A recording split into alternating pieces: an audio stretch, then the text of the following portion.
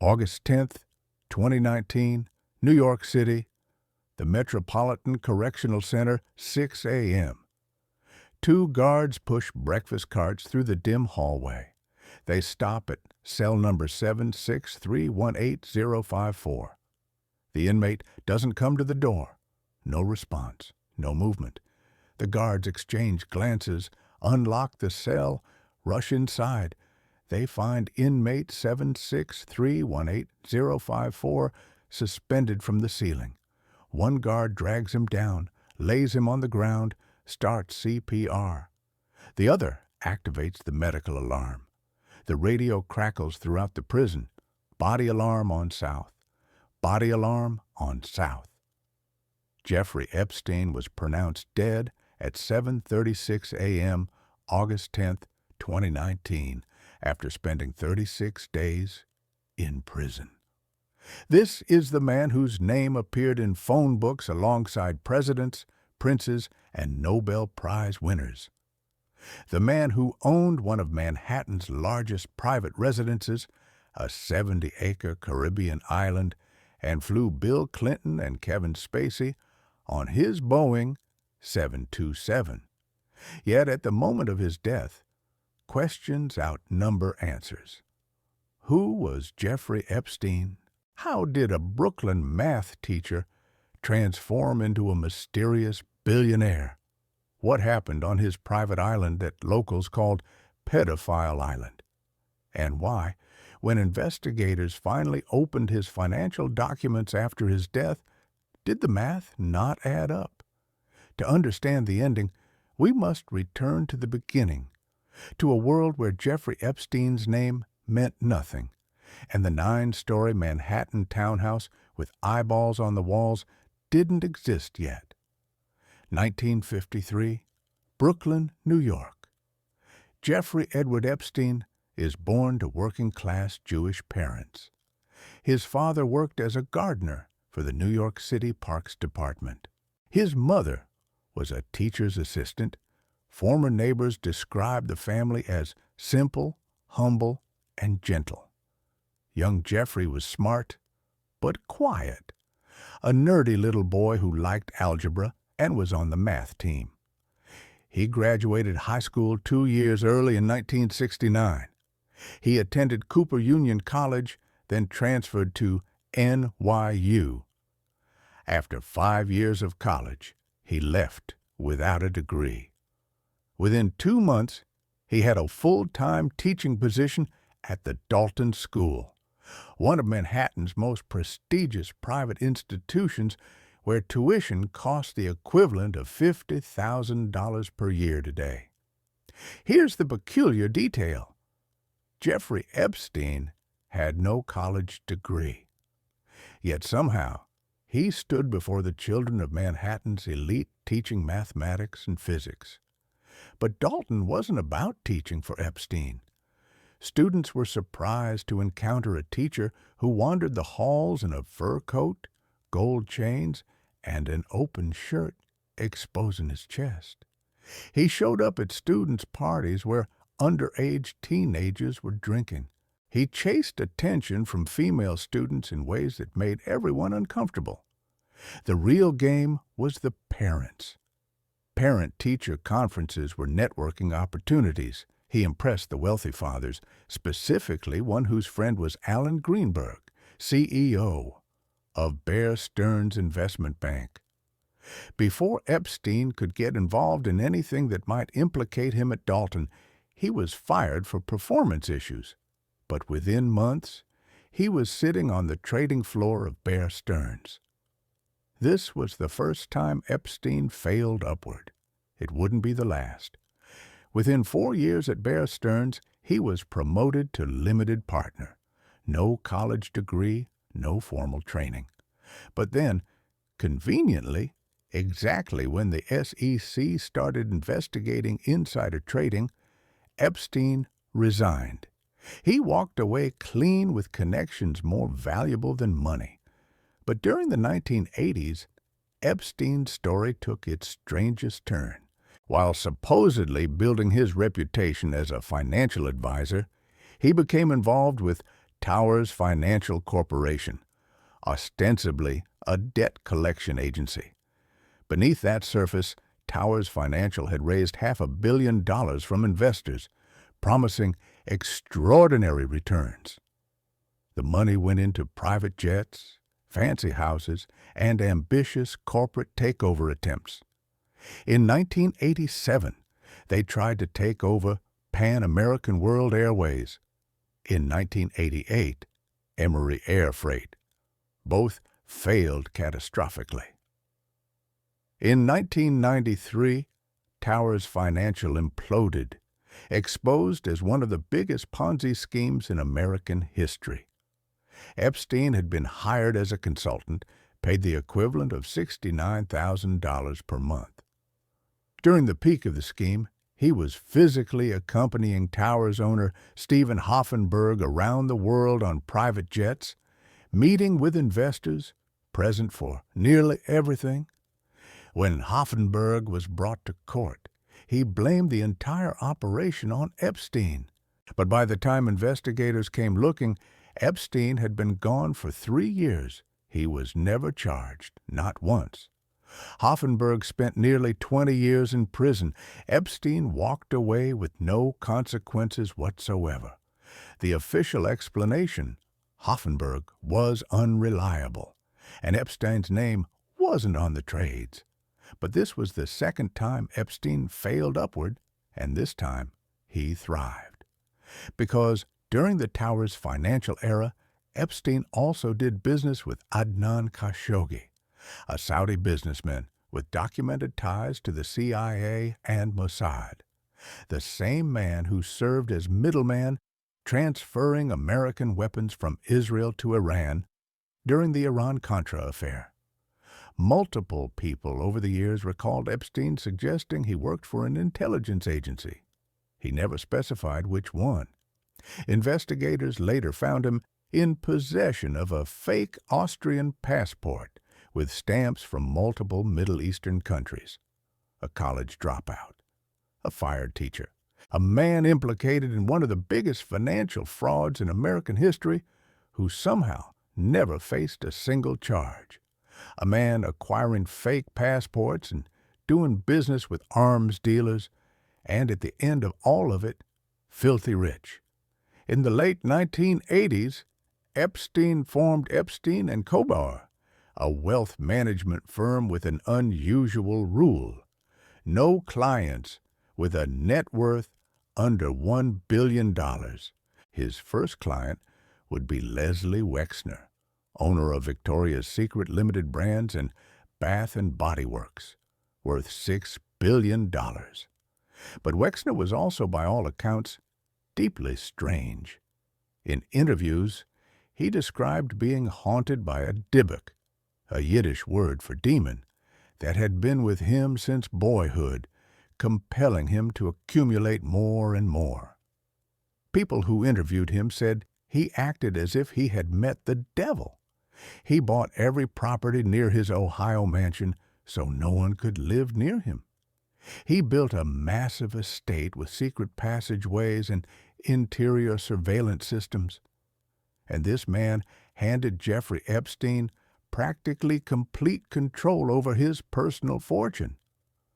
Wexner's friends were mystified. Epstein didn't just manage Wexner's money. He became his enforcer, his fixer. When Wexner wanted to break up with his longtime girlfriend, he couldn't do it himself. "Jeffrey, go break up with her for me."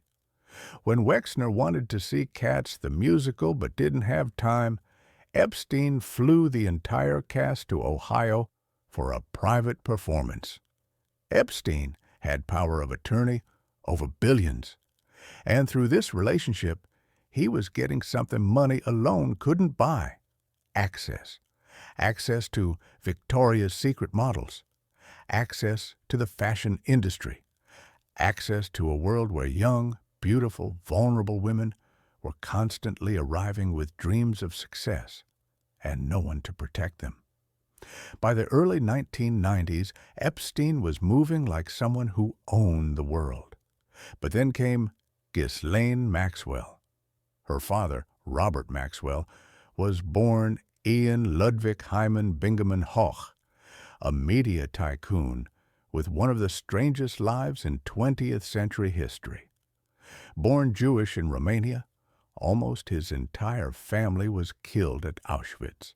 He escaped, joined the French army, survived storming a Nazi machine gun tower, changed his name, moved to England, got elected to Parliament, and built a media empire worth billions. But throughout his life, Robert Maxwell was also closely linked to Israeli intelligence. He allegedly helped Israeli spies distribute surveillance software to U.S. nuclear research facilities. The United Kingdom called him most likely a double or triple agent, financed by Russia, with links to MI6, KGB, and Mossad simultaneously. In the early 1990s, drowning in debt, he apparently fell off his yacht and drowned days before defaulting on a $50 million loan.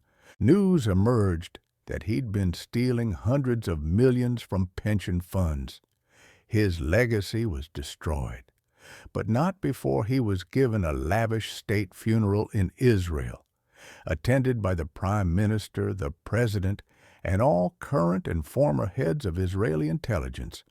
One of Robert Maxwell's 9 children was Ghislaine, a prominent socialite in London and New York.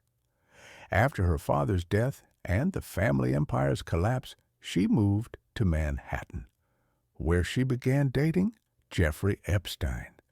Ghislaine Maxwell was the key, the pivot point, the connection that elevated Epstein from wealthy eccentric to genuine member of the global elite. She introduced him to Prince Andrew, to Saudi royals, to celebrities, politicians, intellectuals. She was the acceptable face, the sophisticated, well-connected British socialite who made doors open. Publicly, they were a glamorous couple. Privately, she was something else entirely. But first, Epstein needed legitimacy. In March 2003, Vanity Fair journalist Vicky Ward set out to write a profile.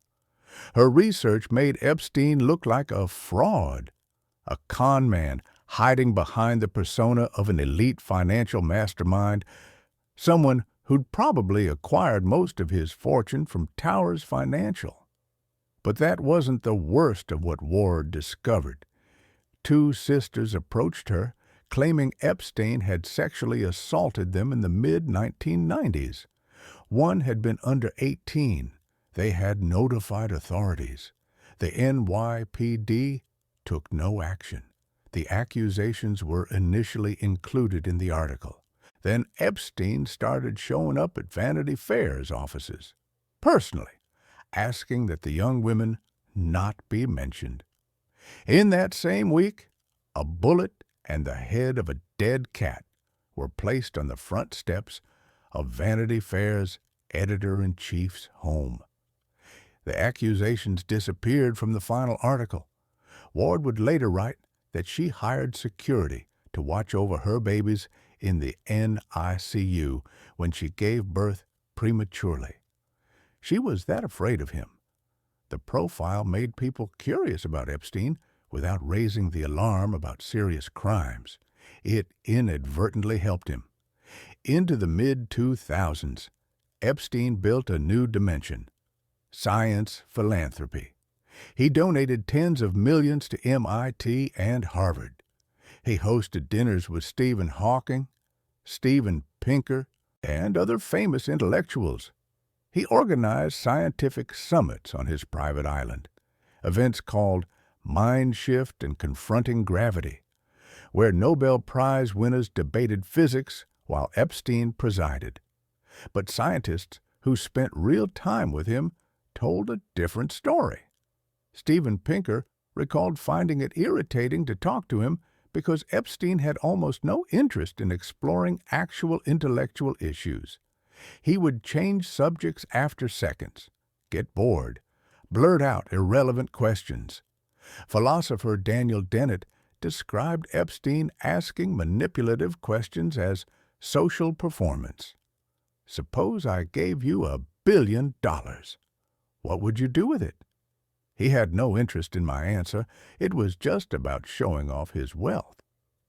Another scientist who attended Epstein's island summits recalled that after a couple minutes of any serious discussion, Epstein would interrupt with, "What has that got to do with pussy?" The science philanthropy was what Epstein needed. Dimension. A mysterious billionaire who also donates to science makes people poke fewer holes in who he is. He was buying friends who would defend his character if trouble came. And among his circle, his obsession with young women was an open joke. Donald Trump said in 2002, "Epstein likes beautiful women as much as I do, and many of them are on the younger side." Woody Allen wrote him a birthday note joking about Epstein being a vampire with a harem of young female vampires. These weren't whispered rumors, they were dinner party punchlines. But behind all of this, the science conferences, the charitable donations, the carefully cultivated image, was something far darker. By the 1990s, Epstein owned a 9-story townhouse at 9 East 71st Street on Manhattan's Upper East Side, 51,000 square feet, one of the largest private residences in New York City, valued at over $51 million, though Epstein allegedly acquired it for far less through Wexner. The moment you walked past the 15-foot oak door, you entered Epstein's carefully constructed world. The entryway was lined with frames, each one containing a single eyeball. Not painted eyeballs.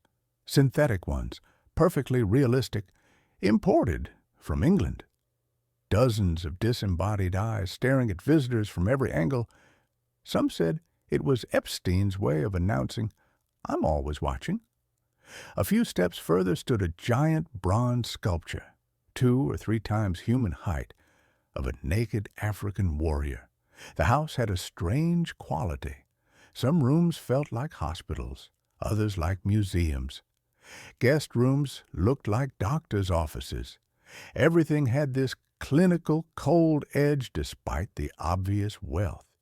There was money here, extraordinary amounts, but no warmth, no family photographs, no children's drawings, no signs of normal domestic life. Epstein's daily routine was meticulously structured. He woke at 6 a.m. For exactly 25 minutes, he demanded absolute silence from his household staff. No vacuum cleaners, no conversations, no sounds at all. Staff members would literally hold their breath. One houseman was fired on the spot for accidentally dropping a pan. At 6:25 a.m., he consumed his breakfast, always the same, a guava, a banana, and muesli. Nothing else. Then came his morning walk in $700 monogrammed slippers, exactly 1/3 of a mile, 666 steps. Many found it symbolically appropriate. In Epstein's bedroom, larger than most New York apartments, hospital-looking machines sat beside his bed. A massage table dominated one corner. A massive wooden cabinet overflowed with devices, restraints, items whose purposes were unclear but deeply disturbing. Peach-flavored lubricant sat prominently on the nightstand, displayed openly, as if this were normal bedroom decor. In the bathroom, soaps shaped like body parts lined the shelves. In his closet's dressing room hung photographs, dozens, maybe hundreds of young women, most appearing underage, most nude or partially clothed, most photographed in this very house, a catalog of victims, displayed like trophies. But Manhattan was just one property. The real mystery lay 1,200 miles south in Palm Beach, Florida. Epstein's Palm Beach estate was an $18 million mansion overlooking the water. To enter, you passed through a gate, past a guard. through a side door into the kitchen. The staff entrance, because even in his own home, Epstein understood the power dynamics of which doors people used. Upstairs, a winding staircase with pink carpets led to a hallway lined with photographs. Not family photos, not landscapes. Photographs of naked women, young women, dozens of them. The hallway was a gallery of bodies. His bedroom contained similar elements to the Manhattan townhouse. Massage table, cabinets full of devices, bottles of lubricant everywhere. But Palm Beach had something Manhattan didn't. 2 secret cameras hidden in clocks, positioned to capture everything that happened in the room. Most girls never knew they were being recorded. The whole house reeked of lavender, masking something darker underneath. But if you really wanted to understand Jeffrey Epstein's world, you had to go much further, to a place that could only be reached by private jet and helicopter. Little St. James Island, United States Virgin Islands, south of Florida. 70 acres of Caribbean paradise purchased for $15 million in 1998. The moment Epstein took possession, locals on the nearby main island started calling it something else, Pedophile Island. They weren't investigators, they weren't conspiracy theorists. They were simply boat captains and dock workers who saw the girls arriving, saw how young they looked, saw the college sweatshirts that seemed like costumes, saw the fear sometimes visible in their eyes. Building a private island from scratch is extraordinarily expensive, far more than most people realize. You're not just buying land and putting a house on it. You're creating an entirely self-sufficient compound. Water filtration systems cost hundreds of thousands.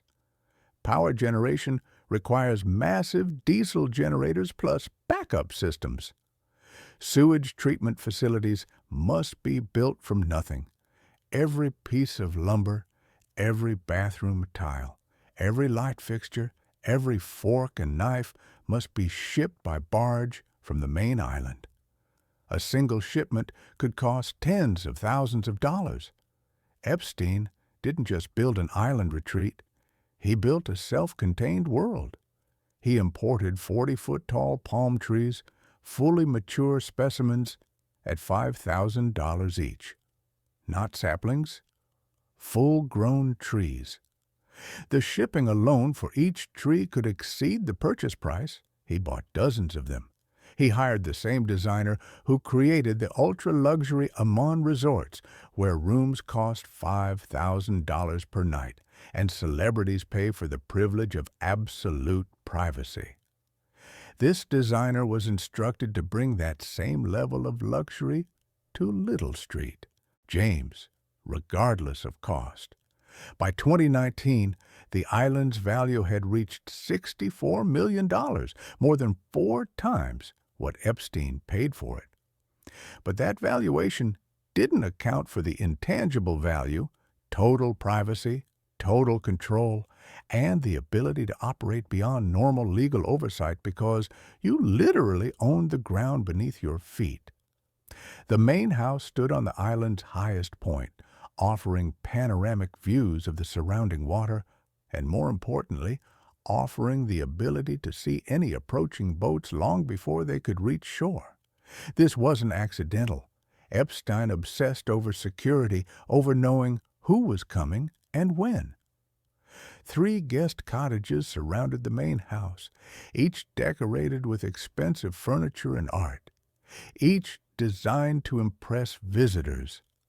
A private water filtration system ensured fresh water for all buildings. A network of underground pipes distributed power from central generators. A helipad sat on the highest flat area, allowing helicopter arrivals at any time. A substantial dock accommodated boats and yachts. Multiple swimming pools sparkled throughout the property. Not just one pool, but several, each positioned for different times of day, different views, different purposes. tennis courts for recreation, an enclosed lagoon for private swimming, golf carts to transport guests around the property without requiring them to walk in the Caribbean heat. A staff of 70 people, 70, catered to every need when Epstein was in residence, all wearing identical black or white polo shirts, creating a uniform army of servants, all instructed to stay invisible, to work without being seen, to anticipate needs before being asked, to disappear the moment their task was complete. Yet the most intriguing building sat on the island's most isolated part, a square structure with blue and white stripes topped with a gold dome. 2 gold statues, appearing like eagles or phoenixes, perched atop the dome. Epstein called it the Temple. Rumors swirled about what happened inside: sacrifices, rituals, abuse. Officially, it was described as Epstein's private study and music room. One contractor claimed it was just a gym. But next to this temple stood an enormous sundial, the size of multiple swimming pools, a giant circle that only added to the dark theories. Epstein purchased sea urchins, those black spiky creatures, and scattered them around the island's edges. Anyone trying to reach or leave the island without permission would face physical pain from those sharp spines. This was a man who valued privacy, or more accurately, who desperately needed secrecy. Despite this isolation, powerful figures allegedly visited. Names that appeared in court documents and flight logs: scientists, politicians, businessmen, celebrities. But locals told different stories. They said Epstein's private jet, which some called the Lolita Express, always seemed to carry very young-looking girls. One local stated, "The young girls looked like they stepped out of an underwear catalog. I was concerned because of their ages. I couldn't help wondering, do their mothers know where they are?" March 2005. An anonymous woman contacts the Palm Beach Police Department. Her 14-year-old stepdaughter had been paid to strip and give a massage to a man at a massive waterfront mansion. The girl had shown up to her boarding school for troubled teens with $300 in cash. Other students gossiped.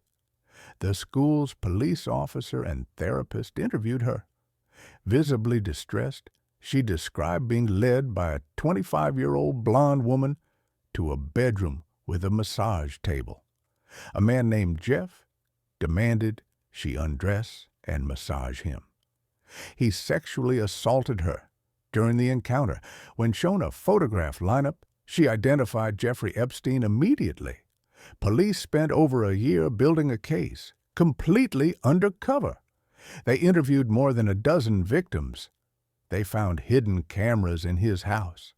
They found photographs of girls throughout his home, some of the same girls they had been interviewing. They conducted trash pulls, working secretly with sanitation workers to divert Epstein's garbage to the police station instead of the landfill. Teams of investigators went through every item: toothbrushes for DNA, phone numbers on scraps of paper, receipts showing purchases of items used in assaults. Jeffrey Epstein had a network, girls recruiting dozens of younger teenagers from all over the Palm Beach area, some as young as 14.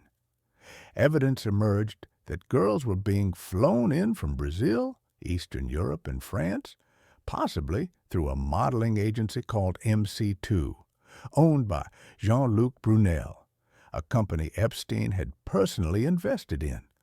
One 16-year-old girl, let's call her Aria, that's not her real name, told police she visited Epstein's mansion hundreds of times over the following months. He bought her a car, plane tickets. He left bags of Victoria's Secret lingerie worth $1,500 waiting for her. He asked if her parents would emancipate her so she could live with him. When investigators asked about details, Aria provided them, including uncomfortably specific descriptions of Epstein's anatomy, confirming unusual physical characteristics that would later match other victims' testimonies with impossible-to-fake consistency. This wasn't a story invented by teenagers. The details were too consistent, too specific, too verifiable. She told police Epstein would sometimes pay her just to sit in his office while he worked at his desk, the same desk allegedly once owned by J.P. Morgan himself, or to lie in bed while he watched the evening news. These weren't massages. These were displays of control, of ownership. Then came the most disturbing revelation.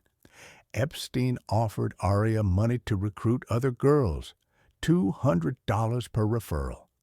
She brought him girls between 14 and 16, all her friends from school, all from underprivileged backgrounds, all desperate for money. And those girls brought their friends who brought their friends. It was like a train, Aria said. I introduced him to my friends, then they introduced him to their friends. It just kept going. The system was self-perpetuating, each victim becoming a recruiter, spreading through the high school like a disease. Out of all the girls you introduced, how many were under 18? Police asked. All of them, Aria replied without hesitation. All of them, every single one. Did Epstein know their real ages? I think he knew. I know he knew. He told me directly. The younger, the better. Those were his exact words. I tried bringing him a 23-year-old woman once. He didn't care for it. He just wasn't interested. The investigation expanded like ripples in water. Each victim led to 3 more. Each name revealed another layer. Within months, investigators had identified 30 victims, 30 underage girls who reported being sexually abused by Jeffrey Epstein. Some were 14. Some were 15. None were of legal age when the abuse began. The detectives worked countless overtime hours. They believed they had an ironclad case. Multiple victims with consistent stories, physical evidence from the trash pulls, financial records showing payments to underage girls, photographs found in Epstein's house showing victims in his bedroom. This should have been a straightforward prosecution. Then Jeffrey Epstein walked into the Palm Beach police station. Not in handcuffs, voluntarily. He brought a 19-year-old woman who walked several paces behind him, head down, eyes fixed on the ground like she'd been trained not to make eye contact unless specifically addressed. Epstein didn't introduce her. She might as well have been furniture. He walked directly to Chief Michael Ryder, not a desk sergeant, but the chief himself, and introduced himself as a local Palm Beach resident and philanthropist.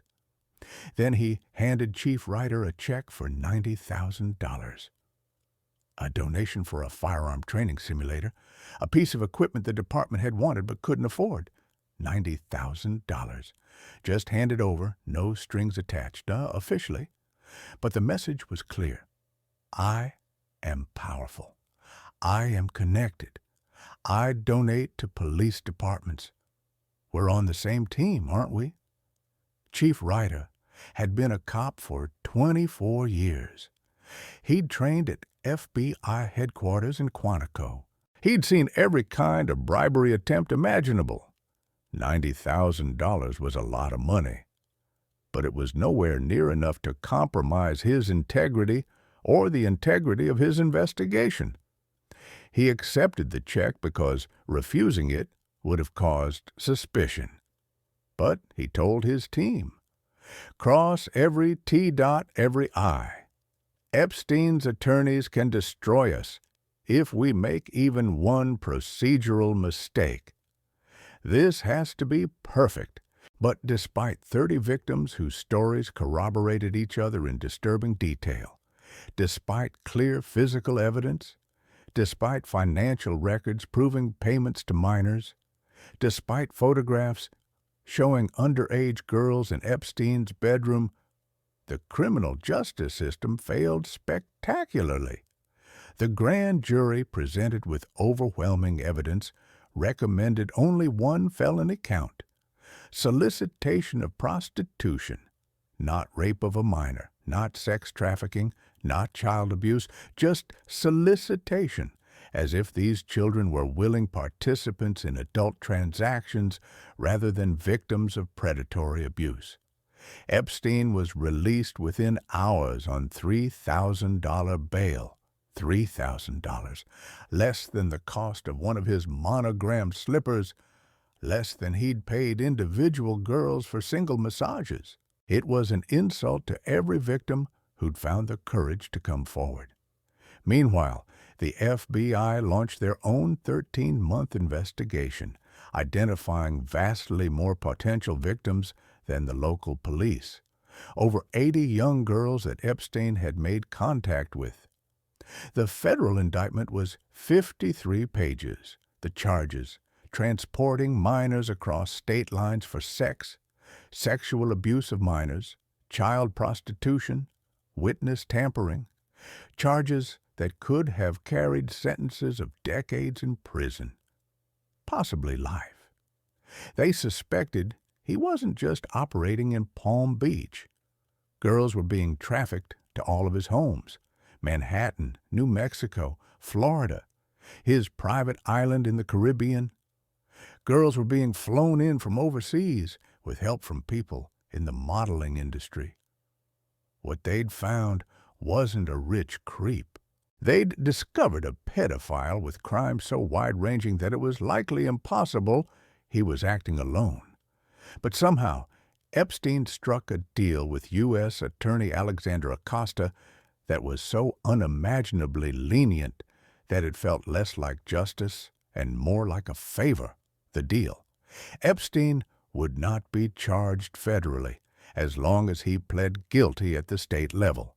The agreement granted immunity to all current and future co-conspirators. And crucially, it was sealed and hidden from victims until after a judge approved it, violating the Crime Victims' Rights Act. Instead of decades in federal prison, Epstein got 18 months in county jail. And even those 18 months were served under conditions so extraordinary they barely qualified as imprisonment. Epstein essentially ran his prison wing. His cell door was rarely locked. Within 3.5 months, he qualified for work release, leaving jail 12 hours a day, 6 days a week. During work release, he flew on his private jet between his properties, including his island. For exercise, he took long walks through Palm Beach shopping centers. After 13 months, he was released on good behavior. July 22, 2009, Jeffrey Epstein was released from supervision entirely. And for the next 10 years, he lived as if nothing had happened. Almost immediately, he hosted dinners attended by Katie Couric, Woody Allen, Chelsea Handler. He hosted a birthday party for Prince Andrew. Some people publicly defended him. Lawrence Krauss insisted, "I don't feel tarnished by my relationship with Jeffrey. I feel raised by it." He continued doing business. In 2015, he invested in an Israeli startup founded by former Prime Minister Ehud Barak. In 2014, he connected with Bill Gates, who flew on Epstein's plane and visited his Palm Beach house multiple times. Never gave a coherent explanation why. 5-6 years after going to jail, his social circle hadn't rejected him. It had upgraded. But in 2018, the Miami Herald ran a series titled Perversion of Justice. Years of investigation by journalist Julie K. Brown documenting over 80 potential victims. The scope of Epstein's crimes was far wider than publicly acknowledged. He hadn't just gotten off easy, he had been actively protected by the legal system. A couple months later, federal prosecutors realized Acosta's deal had violated the Crime Victims' Rights Act. On July 6, 2019, Epstein was arrested at a New Jersey airport by the FBI Crimes Against Children Task Force. That same day, a search warrant was executed on his Manhattan townhouse. Inside, thousands of sexually suggestive photographs, some of underage girls. It was clear that after prison, Epstein's activities had never stopped. This time, bail was denied. Jeffrey Epstein was sent to the Metropolitan Correctional Center, nicknamed Guantanamo of New York for its harsh conditions. On July 23rd, guards found Epstein semi-conscious with marks on his neck. He was placed on suicide watch, but mysteriously, he was removed just 6 days later. On August 9th, his cellmate was transferred out. Epstein was alone. The guards assigned to check on him every 30 minutes allegedly fell asleep, both of them, at the same time. The cameras malfunctioned, both cameras, at the same time, August 10th, 2019, 6 a.m. Epstein didn't respond to calls. They unlocked the cell and rushed inside. Jeffrey Epstein was suspended from the top bunk bed, a bedsheet fashioned into a noose around his neck. At 7:36 a.m., he was pronounced dead. The chief medical examiner ruled it suicide by hanging, but immediately questions erupted. How do both guards fall asleep simultaneously? How do both cameras malfunction at the exact moment? The autopsy revealed injuries some experts claimed were more consistent with homicidal strangulation. Conspiracy theories exploded. Some believed Epstein was murdered by powerful associates who wanted to silence him. Others believed he'd faked his death and escaped. Still others believed it was catastrophic incompetence. The truth? We may never know. What we know for certain, Jeffrey Epstein died before facing trial. He died before victims could confront him in court. He died with his secrets, or most of them. Without Epstein to prosecute, attention turned where it should have been all along, to his network of enablers and accomplices. Ghislaine Maxwell was arrested in July 2020 at a secluded property in New Hampshire after a manhunt. Her trial in late 2021 revealed disturbing details about how Epstein's operation truly functioned. Victim after victim testified that Maxwell had recruited them, groomed them, normalized the abuse, and sometimes participated in it herself. She'd been the acceptable face of the operation, a sophisticated, well-connected woman who made teenage girls feel safe before delivering them to Epstein. In December 2021, Ghislaine Maxwell was convicted on 5 of 6 counts, including sex trafficking of minors. She was sentenced to 20 years in federal prison. Unlike Epstein's cushy first imprisonment, Maxwell would serve her time in actual prison conditions. Some justice, at least, was served. Jean-Luc Brunel, the French model scout whose agency MC2 was directly financed by Epstein, who had traveled on Epstein's plane over 30 times, was arrested at the end of 2020 by French National Police and charged with rape of minors. He was also found dead in his cell, allegedly having hanged himself before his trial even began. The pattern repeated itself. Another key witness, another convenient death, another case that would never see full daylight. Virginia Giuffre, one of Epstein's most vocal accusers, who had been trafficked to Prince Andrew as a teenager after meeting Maxwell at Donald Trump's Mar-a-Lago spa.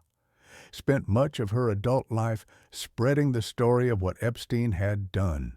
Just a couple months ago, she died at age 41 under circumstances her family called suspicious.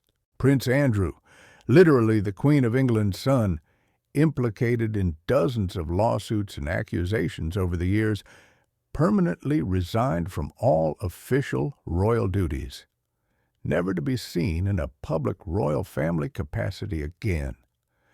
The physical remnants of Epstein's empire began disappearing. The Manhattan townhouse with eyeballs on the walls was sold in March 2021 for $51 million to a real estate developer. The new owner announced plans to demolish it entirely and build something new, erasing the building where so much abuse had occurred. The Palm Beach mansion sold for $18 million to a developer who tore it down almost immediately. The lot was subdivided. New houses would rise where Epstein's house of horrors once stood. The architectural evidence of his crimes was being systematically erased. Little St. James Island was listed for sale at $125 million. But finding a buyer proved nearly impossible. Who wants to own Pedophile Island? The property's infamy had destroyed its value. Eventually, it sold for $60 million, half the asking price, to a buyer whose identity remained sealed. What they planned to do with it remains unknown. Epstein's art collection was valued at tens of millions. Some pieces were sold to settle estate claims. Others remain in storage. The paintings that had hung in his mansions alongside photographs of his victims were dispersed, their association with Epstein forever tainting their provenance. But the biggest story was still unfolding, because when the Miami Herald expose brought everything back in 2018, one name kept appearing: Donald Trump. Trump and Epstein had been good friends for years. Both invested in Palm Beach in the mid-1980s. Countless photographs together throughout the 1990s and 2000s. In 2002, Trump wrote that Epstein likes beautiful women as much as I do, and many of them are on the younger side. Flight logs showed Trump traveled on Epstein's plane almost 10 times. More importantly, Alexander Acosta, the prosecutor who crafted Epstein's sweetheart deal, had risen to become President Trump's Secretary of Labor. When the Miami Herald expose brought national attention to what Acosta had done, his explanation was strange. He initially claimed he'd been told to leave Epstein alone because Epstein might be an intelligence asset above Acosta's pay grade. Whether true or an excuse, public outrage grew. Acosta resigned almost immediately. During his second presidential campaign, Trump promised to release information, to have all the files opened. 1 month into his second administration, Attorney General Pam Bondi hinted the Epstein files, including a list of clients and accomplices, had hit her desk. They were days away from releasing everything. But when the files were released, they were so heavily redacted that it was like they never put out any new information at all. It was a disaster. A few months later, the DOJ and FBI released a 2-page statement concluding that despite possessing over 300 gigabytes of data, Epstein never had a client list at all. There were no further charges expected against anyone, ever. The public's belief in the Epstein conspiracy became so strong it surpassed even Republican loyalty to Trump. A poll showed only 13% believed the government was doing a good job. 67% were upset. 56% of MAGA supporters were upset. 80% wanted more answers. Trump's response was almost a meltdown. He called the renewed interest a Democrat hoax, lashed out at his own supporters for caring about Epstein, called it boring, phony, said, "Are you still talking about Jeffrey Epstein? This guy's been talked about for years." Then the Wall Street Journal released alleged birthday messages from Epstein's 50th birthday in 2003. Messages from Alan Dershowitz, from Leslie Wexner, from Bill Clinton, and from Donald Trump, allegedly including a drawing of a naked woman and a note about their shared secrets. A congressional committee voted to subpoena the Trump administration for all Epstein records in a vote that passed 8-2, with almost all Republicans voting in favor. The Journal reported Trump had been told in May that his name specifically was present in the Epstein files. Only 17% approved of how Trump was handling the situation. The fact that not even the testimony of a populist president could be considered reliable speaks to the betrayal of trust felt across the country. The Epstein story reached the White House, the symbolic image of American leadership, and turned it into a vision of corruption and darkness. Today, standing where Epstein's properties once stood, you can barely tell a monster lived there. The Manhattan townhouse was demolished. The Palm Beach mansion was torn down. Little St. James remains empty, slowly deteriorating in the Caribbean sun. The architectural remains of Epstein's empire have mostly disappeared. But the architecture of the system that allowed him to operate for so long remains standing. The money that bought silence, the lawyers who crafted sweetheart deals, the social connections that opened doors, the justice system that valued wealth over victims. All of these structures remain intact. Jeffrey Epstein died with secrets. Some died with him. Others survive in sealed documents, in victim testimonies, in flight logs that may never be fully revealed. What we know for certain, Epstein built an empire not of legitimate business, but of exploitation hidden behind walls of money and power. The eyeballs on his Manhattan walls weren't just eccentric art, they were symbolic. Jeffrey Epstein believed he was always watching, always in control, always untouchable. But in the end, those eyes saw his empire crumble, his properties seized, his reputation destroyed, and his life ended in a prison cell. I think Epstein represents the final stage of the breakdown of the social contract. His story reveals corruption in a way we've never seen before. It makes the justice system look like something you almost have to be stupid to believe in. The justice system is supposed to protect people who get hurt. It's supposed to punish dangerous people. But it genuinely is difficult to trust that anymore.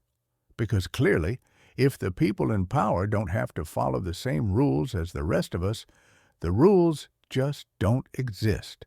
It's just a myth that was never real to begin with. Jeffrey Epstein lived without rules. He ruined countless lives. They were silenced, paid off, threatened. Law enforcement at every level ignored him while his victims suffered in silence for decades. Their abuser spending time with presidents and celebrities. For as long as the Epstein story remains unfinished, for as long as his friends and associates don't have to answer for themselves, it's going to keep being this open wound. A sickening truth about America, that the rich and powerful don't have to play by the same rules as everyone else. That abuse is okay, but only if you have enough money to threaten your victims and pay them to be quiet. Jeffrey Epstein's story isn't about the American dream. It's about the American nightmare. It's about what happens when wealth becomes power, when power becomes immunity, when immunity becomes license to harm the vulnerable. It's about a system where a well-connected predator could operate for decades while hundreds of people looked away. The buildings are gone. The island is for sale. The art collection is dispersed. But the lesson remains. In a world where our leaders no longer have to even pretend to respect the idea of right and wrong, it's a bad omen for the future. The idea that there's nothing off limits, not childhood innocence, not abuse of the federal justice system, the idea that right and wrong will lay down and die for someone with money, it disturbs people. It gets into our heads. Unlike the other magnates in our stories who built palaces and left complex legacies, Epstein left only destruction. There are no museums bearing his name, no grateful scholarship recipients, no architectural wonders. There's only the wreckage, lives damaged, families broken, justice partially served, but ultimately denied.